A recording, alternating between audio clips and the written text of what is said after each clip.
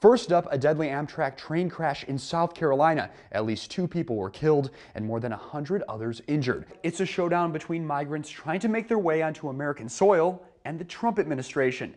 Sunday afternoon, hundreds of migrants arrived on the U.S. border with Mexico.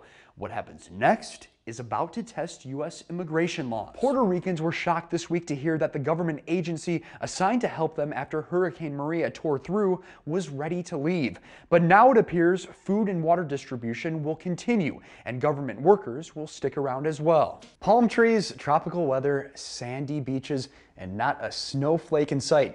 It sounds like an ideal situation, right? Well, that's normal life at home for a bunch of athletes that are competing in this year's Winter Olympics. Claudia Rocha is a single mom living with her 2 daughters in what she describes as a relatively quiet area of Elizabeth, but a recent burglary has her family on edge, looking for a new place to live. It was an emotional night on the campus of Seton Hall as survivors, families, friends, and the Seton Hall community came together on campus to remember those lost and injured on January 19th, 2000.